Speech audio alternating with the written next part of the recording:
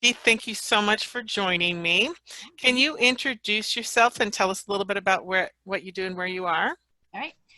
My name is Kerstie Mulligan. I am the early childhood education specialist for Piedmont Unified School District in Piedmont. I live in Oakland, California. This is my third year teaching this class. This pandemic starting from March. In other words, are you teaching virtually? Are you in the classroom? How have you been managing that? What's going on? So in the spring, we did virtual, and I was actually really lucky to be going through the Brandman program. As I had just taken the computer class, so I felt really ready for like Google Classroom and trying to make things, because I was trying to come up with ways to make those things work in person, but then lo and behold, we were not in person. So I really quickly got a Google Classroom going, and I was doing Google Meets with my kids. I had 9 students, and they were all, I had them all for, they were all graduating. So I had them for a really long time, and I just, kind of felt like, I had to try to make things normal for them as much as I could. And so, I came into my classroom and I got all of the circle time materials that, like, so they could hear the songs that they knew. And so we pretty quickly started doing daily circles with them. And then just as it continued to be that we were not coming back, I started thinking of different ways to connect with them. So I would do one-on-one meets, and then they weren't really signing up for those. So I started doing play dates. And so I would have 2 kids, and we would all try to have the same materials and play with stuff together. So we did that and got through the year. And, I think everyone was pretty, as happy as they could be to lose our, preschool graduation. And then this school year, I'm kind of starting from scratch and going to have a slow start. And we are in the process of getting the classroom together to bring students in next week. So we're going back from virtual back to in person. And how are you feeling about that? How are you feeling about going in person? I'm feeling pretty good. My classroom is smaller than I wish it was. So it's been hard to figure out exactly how it's going to look. And, best laid plans, you don't know what's going to happen until they get here. And I think, I have kind of one kid coming in and then another kid coming in and another kid. So I'm feeling pretty, like, safety wise, I'm feeling pretty good. I feel like it's nice to be starting with a smaller group and kind of seeing how each of them, how it's going to be. It's just going to be so interesting. It's going to be just so different than anything we know or anything we've ever had to prepare for. Or we just have to kind of be ready for whatever comes. So That's right. yeah. You don't know what that's going to be. No. So what has been most challenging or even painful about this process so far? I was, I would say devastated a bit when we first closed. And I remember when we first closed, and not too long after that, Gavin Newsom said we wouldn't be going back to school. I was like, oh my God, how can you say that? We have so much more time. And, because I had my students for a really long time, and, they were special to me, and it was a big class, and it was nice to have a big class. And, we were going to have this big group of kids moving on. So we actually were going to be able to celebrate it. And it just kind of all got ripped from me. And, I think that was the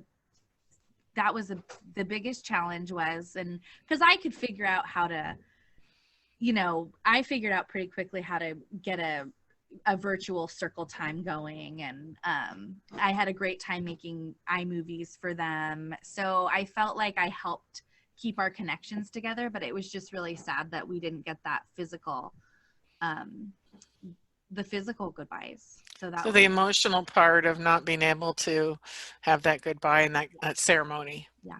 And I actually have my own 3 and 5-year-old at home. So as you can imagine, that was, I mean, behind the school scenes, that was just even harder, was being a parent to, Because you were managing them school full time, yeah. and had no childcare, of course. Right. So they were actually in a lot of my meetings, with tantrums and all kinds of stuff. So that's a whole, Nice. Yeah. that's a whole other, Very difficult struggle. for teachers right now, especially when they're parents too. Yeah. And most teachers probably are, just Yeah. not most, but many teachers are parents. Yeah. And to manage all that, you have the both. So you're really probably pretty empathetic with parents Yeah. who had the same age children as you. So let me just kind of go to that question. How have you been supporting families and caregivers? And one of the reasons I'm asking this is that I have found that a lot of educators of young children are really working more with parents than they have in the past due to the Mhm. situation. So I'm just wanting to know how that went for you, and did you find yourself in that position of being a Yeah, parent so consultant? it was funny. So when it was, when we were kind of all still hopeful that it wasn't going to be the end of the school year, a lot of the one-on-ones I had signed up for with the kids ended up being the parents just, wanting to talk to me, which was absolutely fine. And I was happy to, I even offered that if they wanted that separate from their children's time. Um, but I also think that they were, showed some compassion for me, and I don't think they wanted to bother me knowing how much because they could see me struggling with my own kids occasionally. Um, so they didn't really want to put that burden on me, but when I did, I definitely, it was just kind of, I think it was less of like a parent teacher support and more of just, I became, like a parent friend of theirs because we were all had the same aged kids. So it was just kind of, it ended up being, I was a person they could talk to about the challenges that they were going through, or and I could, and I think also being able to see me struggle with, in a sense, probably brought them a little comfort because they could see that, okay, well, the teacher with a typically developing child is having a similar struggle that I am. So, maybe this is normal, or so I think just, in both of those aspects, it was just kind of a natural support system that we had for each other. It sounds like it sounds really like some bonding, some mutual support, and Yeah. just sticking I together. definitely, yeah, it was definitely, I was already close with this group, but I think, I mean, we went through a traumatic experience together. So I think I'll always be close with them just Hmm. for experiencing that with them. Right, went through trauma together. Yeah. So this leads me to my next question, which Mhm. is, how have you had to exercise compassion? Have you felt that you have had to be compassionate more often? Yeah, I mean, I think there's there's I think being able to be inside of people's homes now and seeing kind of what they go through, because a lot of times you hear about the kid that they are at home, and we have a lovely kid at school, and I definitely saw some things where it just was naturally, you feel more compassion for, oh, that is happening at home, and it's harder. I can say that it's so much more fun to teach 3-year-olds than be a parent to one, because they're hard. So um you know it's fun to teach the little guys, but I'm really excited that my kids are going to continue to get older. So it's just yeah, so I think just Yeah, in general, I think being with in their homes more and seeing those, the parent child challenges was, you definitely, right. It's more personal. yeah. Um, Yeah.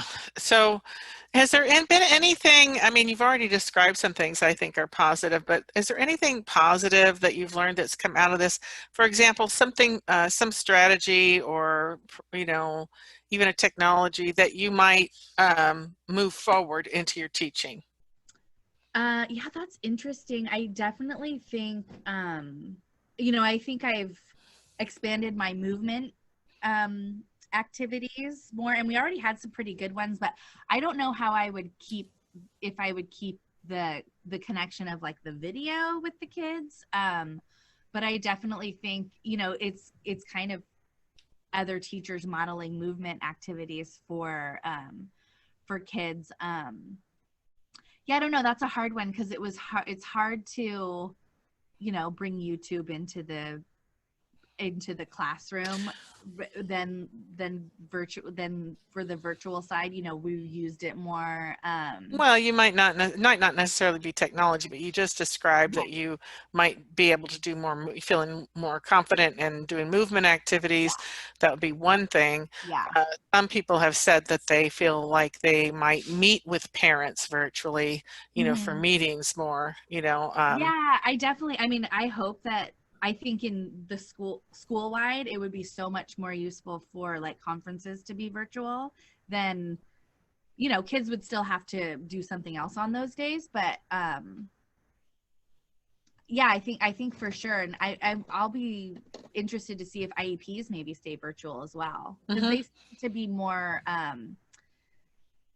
quicker, when you're hmm online too, which is Yeah. nice that everyone kind of keeps things to the point because you haven't like done this whole plan to cut out a huge chunk of your day and have parents leave work and come into the school. So it'll Might be be more interesting. convenient for everybody.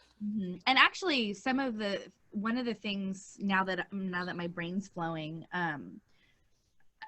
kind of the collaboration between staff members, like we got a little tighter on that virtually, just because we would actually meet before a kid's IEP rather than I would, see the speech therapist on this day and talk to her and see the occupational therapist on another day and talk to her. Whereas we would actually like have a good team meeting before the IEP. So that's something that I think would be great to keep going because we realized how many goals we could have that were that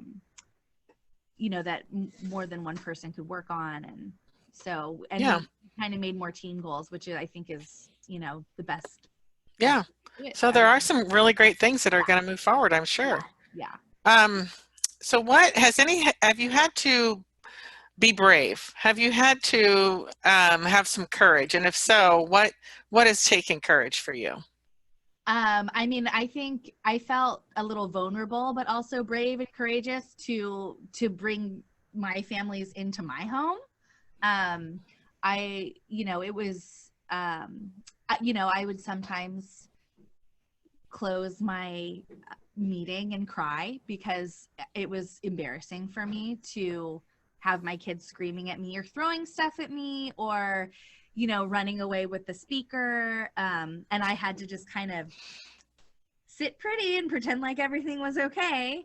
Um, so I mean that took some courage for me to keep For going, sure. but I mean that's really all I can think of. Well, vulnerability, that is when, feeling vulnerability, that is the same as feeling Yeah, courage, yeah. because you're feeling vulnerable and you're going to do it anyway. And I can only imagine. Yeah. I used to teach preschool way back, and when my youngest, I have three daughters, was really young, she would come with me. I had some mommy and me classes.